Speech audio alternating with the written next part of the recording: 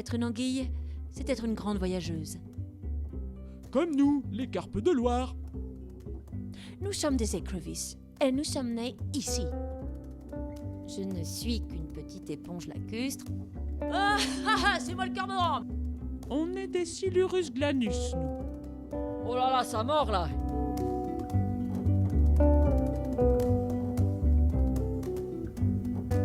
Les chroniques de Loire sont des contes sonores et documentaires qui donnent la parole à ceux qui peuplent la Loire et ses bassins versants.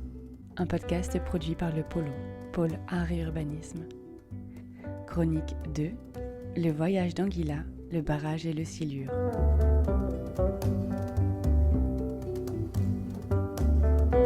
Une chronique de Loire basée sur des faits réels. C'est vrai, tout est vrai. Dans le lit mineur de la Loire, à quelques centaines de kilomètres de l'estuaire, il y a déjà des îles, des bancs de sable, des vestiges de ponts écroulés, des souches immergées et des pots de départ. Anguilla, Anguilla, Anguilla. Amis de longue date, voisins, prédateurs, proies, habitants de l'onde, avec qui nous partageons ce bras d'eau cher à nos cœurs. Et à nos estomacs. Oh, chut, taisez-vous, Madame la Carpe. Merci d'être là, à ce pot de départ. Et malgré les conflits d'intérêts qui parfois émaillent nos cohabitations... Excusez-moi, tout le monde a mangé, n'est-ce pas? Oui. Sinon, on annule tout, hein. Moi, je m'en vais. Non, restez. Tout le monde adore les écrevisses. Ah oui, c'est délicieux. Bien. D'aucuns parmi vous auront peut-être remarqué quelques changements récents me concernant. Des changements physiques. C'est vrai qu'elle a grossi. Des yeux surtout. Moi, je trouve qu'elle est moins jaune, non? Elle commence à tirer vers l'argenté. Oui, comme une sardine. Oui, il est temps pour moi d'entamer ma dévalaison. Dévalaison? Vous savez, être une anguille, c'est être une grande voyageuse. Et voilà, ça y est, elle se la pète. Et bien qu'installée dans ce coin depuis plus d'une dizaine d'années, certains d'entre vous m'ont toujours connue ici, je n'y suis pas née. Oh, c'est une étrangère. J'en étais sûre, elle a comme un accent. Et c'est à plus de 6000 kilomètres, dans cet océan qui vit mes premiers jours, que je dois aujourd'hui retourner. Je dois aller me reproduire.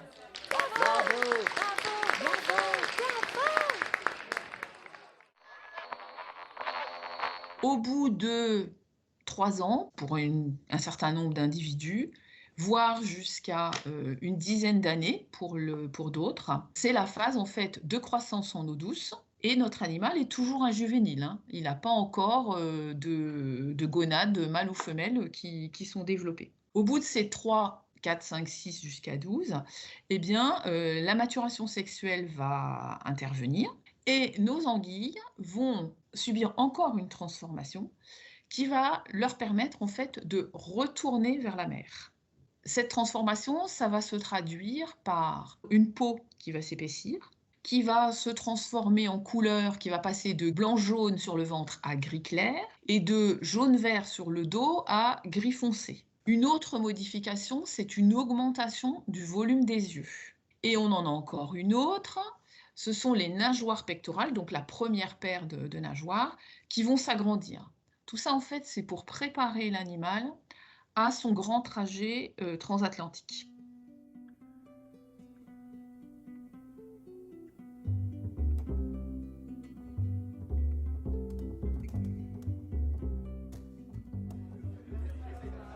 Je vous avais dit qu'elle ressemblait de plus en plus à une sardine, avec sa robe argentée.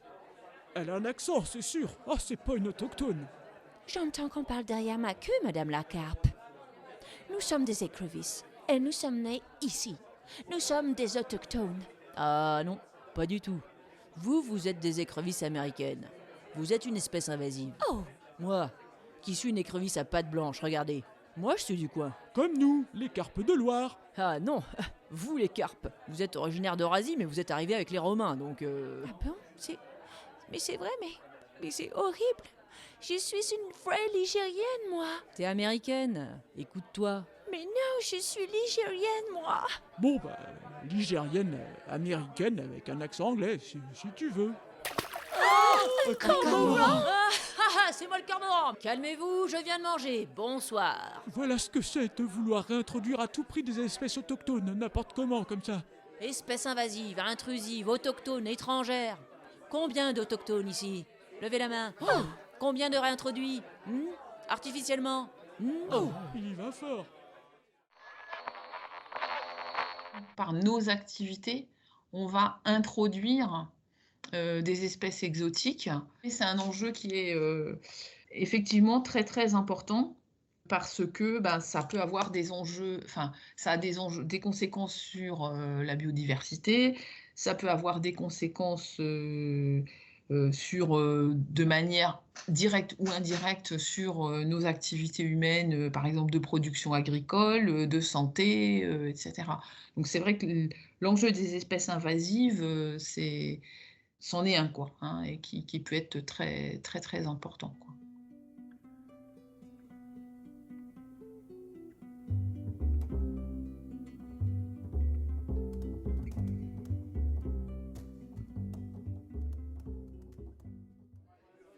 Je ne suis qu'une petite éponge lacustre, mais nous ne sommes pas là pour des querelles de voisinage.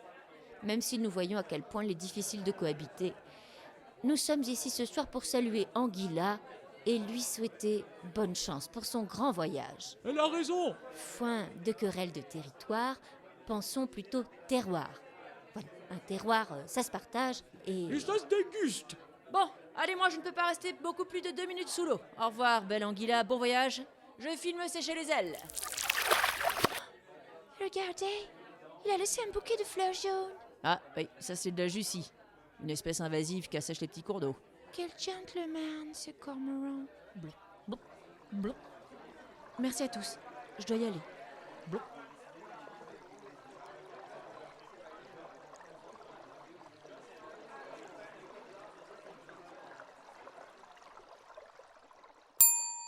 Espèce endémique, espèce dont la présence naturelle, sans intervention de l'homme, se cantonne à une région géographique spécifique, de par des facteurs climatiques, pédologiques, écologiques, etc.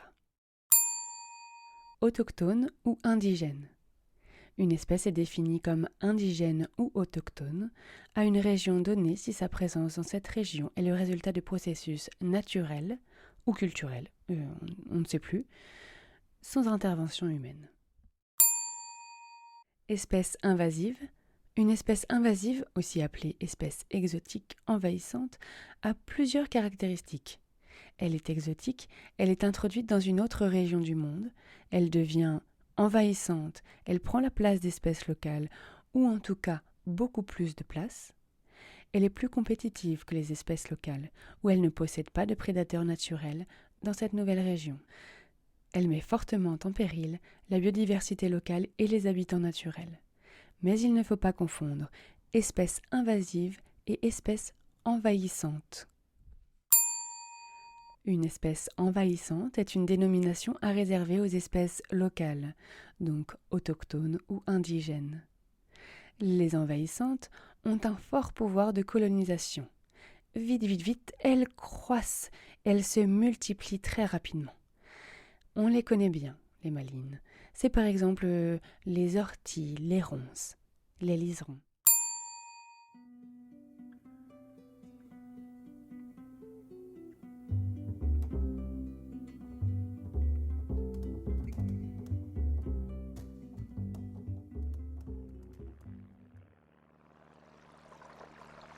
Qu'est-ce que c'est que ce bazar? Je passe où, moi, là? Avec toute cette lumière, un soir de pleine lune, en plus, c'est pas la peine d'allumer comme ça. Ah, j'y vois rien. Mes yeux. Ma queue!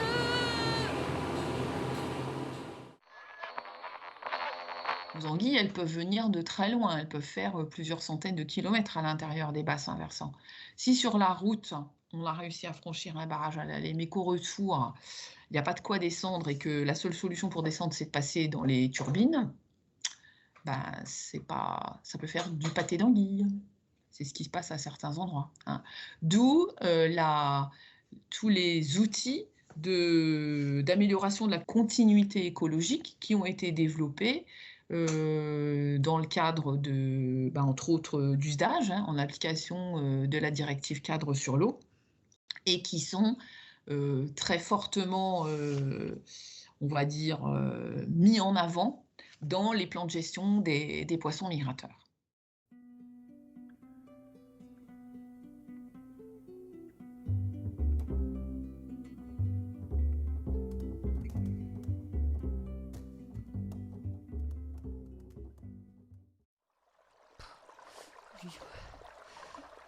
Me revoilà dans le lit principal.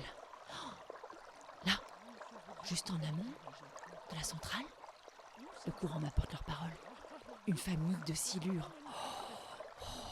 Je l'ai échappée belle. Alors, le bon spot, il est là, mon chéri. Tu vois la centrale? C'est ici que ça se passe.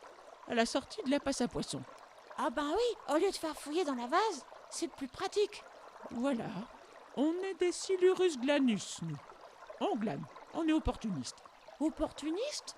Ça veut dire intelligent, en gros. Hein, on s'adapte. Ouais, nous c'est tout dans la tête, hein. Oh, ben oui. C'est vrai qu'on a une grosse tête. Elle fait un tiers de notre poids. Le silure, c'est typiquement une espèce exotique, un poisson exotique. Exotique dans le sens il n'est pas... Ouais, depuis les dernières glaciations, grosso modo, il a disparu de l'Europe de l'Ouest. Mais il est resté présent pendant la dernière glaciation, au moins dans le bassin du Danube. Et suite à ces glaciations, et suite au réchauffement, et suite très récemment aux créations de canaux entre les différents bassins versants, eh bien, les espèces animales ont emprunté ces canaux. C'est assez logique. Vous ouvrez des voies de déplacement, des voies de migration que les espèces ont empruntées. Donc le silure, il s'est propagé du bassin du Danube au bassin du Rhin via un canal entre le Danube et la rivière Main, ensuite du Main dans le Rhin, et puis après on a tout un réseau de canaux dans le nord-est de la France qui communiquent entre eux, donc le poisson il peut circuler là-dedans. La deuxième source d'arrivée du silure, on va dire en Europe de l'Ouest, c'est les transferts, par les humains évidemment, à deux fins, une fin d'aquaculture et une fin de loisir-pêche. Alors, tu vois, mon chéri, écoute, mamie. Hein, arrête de t'agiter. On est au sommet de la chaîne alimentaire, nous. Avant, c'était le brochet. Alors, quand les poissons étaient très gros, ils pouvaient pas le manger. Mais nous, on n'a qu'à ouvrir notre grande bouche et... Après, on fait la sieste à l'abri avec sa mamie. On se laisse caresser par le courant, le soleil, les algues. Que t'es mignon, mon chéri. Allez, serre-toi de tes barbillons. Hein. T'en as 6 avec des bourgeons gustatifs, alors tu t'en sers. Voilà. Tu dois être capable de repérer une écrevisse à 10 mètres. Hein. Ouais, il y a des saumons qui arrivent. Chop,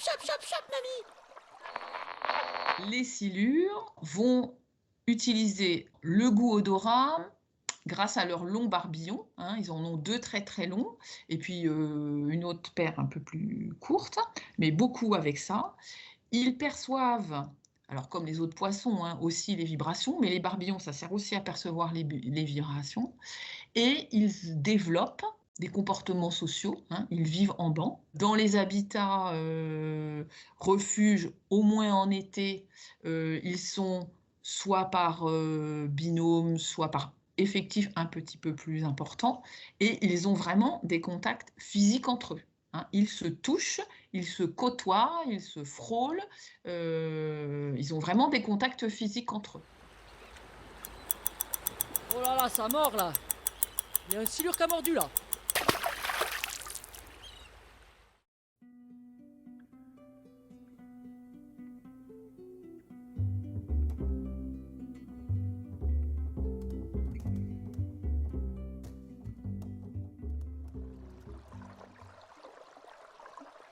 Ah, c'est fou, je reconnais rien. Tout a changé. Les bancs de sable ont bougé. Ça fait tellement longtemps. Ah si, ce pont, ça me rappelle quelque chose. Ah, j'avais bien galéré pour le remonter. Et juste avant, il y avait une île par là. Ah oui, maintenant, c'est un espèce de morceau de bois. Je crois qu'on appelle ça une épave à la surface. Ils appellent ça comme ça. Oh oui. Ouf. Ah, j'ai mal à mon abdomen. Bonsoir. Ah bah dis donc, il y en a du monde là-dedans. Allez ma grande, allez, en route. Ça devrait pas tarder à goûter l'eau salée.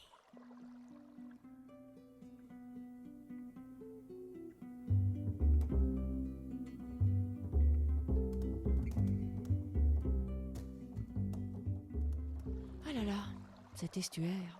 J'ai des mauvais souvenirs. Regarde-moi ça, tous ces petits alvins là. Passe le tamis. Je vois rien. C'est normal, c'est une nuit sans lune, t'es con ou quoi? Éteins ça là, tu vas nous faire repérer. Ah, Bergman, c'est tout gluant. On dirait des pattes d'œil, c'est quoi? C'est des bébés anguilles? C'est de l'or blanc, ça, mon petit Benoît, ça part à 500 le kilo. Chut, T'as entendu quelque chose? chut, le moteur. On lâche tout.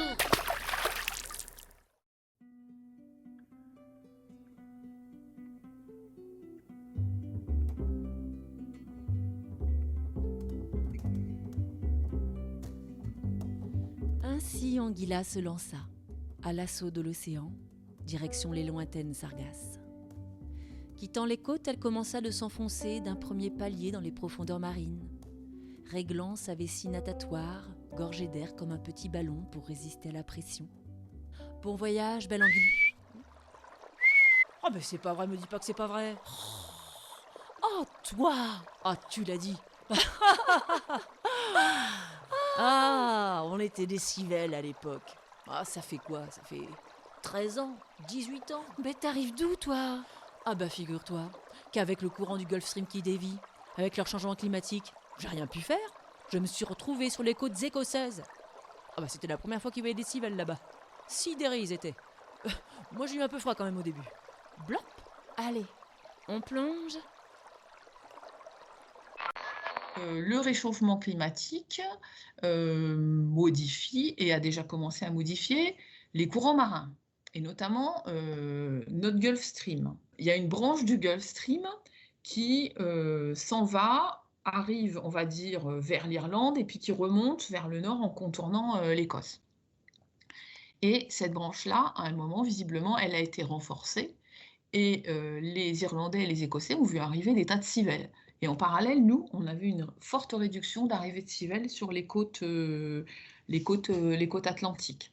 Donc, si le Gulf Stream change de position, eh bien, nos anguilles, elles vont se retrouver distribuées différemment.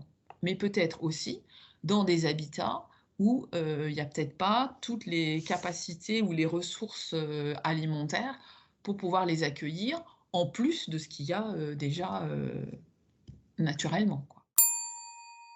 Brassage planétaire, notion développée par le jardinier et paysagiste Gilles Clément. Le brassage planétaire, c'est le résultat d'une agitation incessante des flux autour de la planète. Vent, courants marins, déplacement des animaux et des humains, les espèces se font trimballer dans tous les sens pour être constamment mélangées et redistribuées. L'homme est la seule espèce capable de franchir toutes les barrières climatiques à l'aide de ses nombreuses prothèses, habitats, vêtements, véhicules climatisés. Par contre, les plantes et les animaux n'ont ni caouet ni radiateur, plus compliqué pour se déplacer à l'infini. Le brassage planétaire, originellement réglé par le jeu naturel des éléments, s'accroît du fait de l'activité humaine, elle-même toujours en expansion. Vous avez dit anthropisation ? Le brassage planétaire menace la diversité spécifique par la mise en concurrence d'espèces d'inégale vitalité. Mais c'est aussi la naissance de nouveaux comportements, de nouveaux paysages et parfois aussi de nouvelles espèces.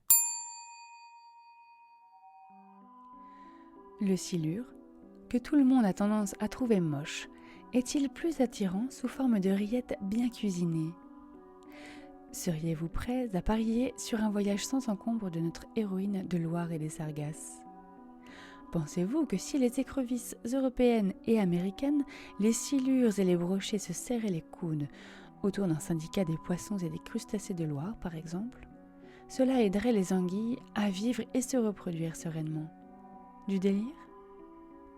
Et si une vague de naturalisation de masse s'abattait sur tous les vivants de la planète, Loire comprise ? Que resterait-il de l'exotisme, des racines, de l'indigène et de l'étranger ? Désormais, heureux de connaître le formidable voyage d'Anguilla, anguille de Loire, interrogeons-nous. Sur quelle base pouvons-nous construire les échanges entre vivants sans marquer leurs différences ? Un exotique ne devient-il pas indigène au bout d'un certain temps ? Mais alors, au bout de combien de temps ? Comment réussir à accepter l'altérité, c'est-à-dire ce qui est autre, sans distinguer les bons des mauvais ?